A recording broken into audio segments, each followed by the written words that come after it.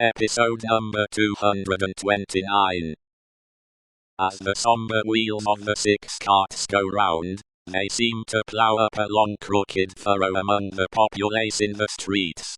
Ridges of faces are thrown to this side, and to that, and the ploughs go steadily onward. So used are the regular inhabitants of the houses to the spectacle, that in many windows there are no people, and in some the occupation of the hands is not so much as suspended, while the eyes survey the faces in the tumbrels. Here and there, the inmate has visitors to see the sight.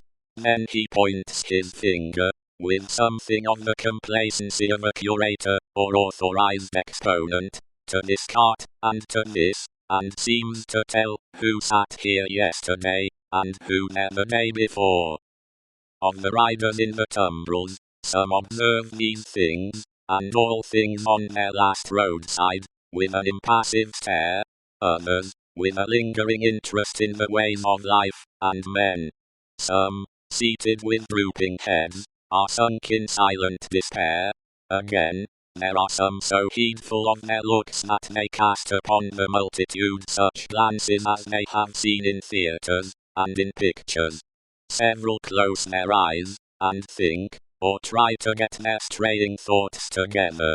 Only one, and he a miserable creature, of a crazed aspect, is so shattered, and made drunk by horror, that he sings, and tries to dance.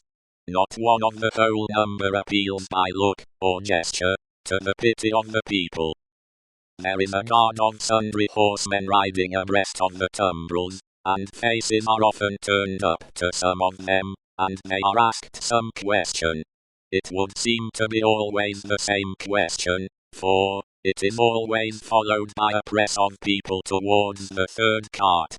The horsemen abreast of that cart frequently point out one man in it with their swords. The leading curiosity is to know which is he. He stands at the back of the tumbrel with his head bent down, to converse with a mere girl, who sits on the side of the cart, and holds his hand. He has no curiosity, or care for the scene about him, and always speaks to the girl. Here and there in the long street of St. Honor, cries are raised against him.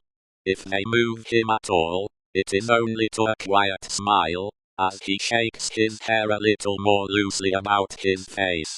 He cannot easily touch his face, his arms being bound.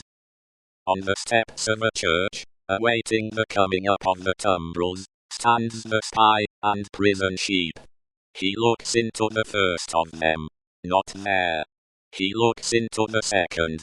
Not there. He already asks himself, has he sacrificed me? When his face clears, as he looks into the third. Which is Evremond? Says a man behind him. That. At the back there.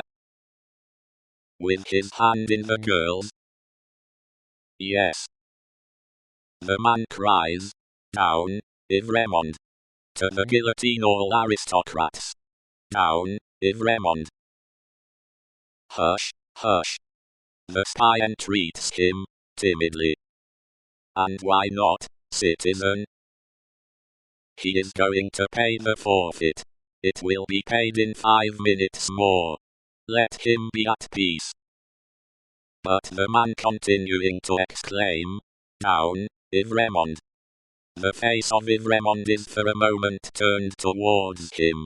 Evremond then sees the spy, and looks attentively at him, and goes his way.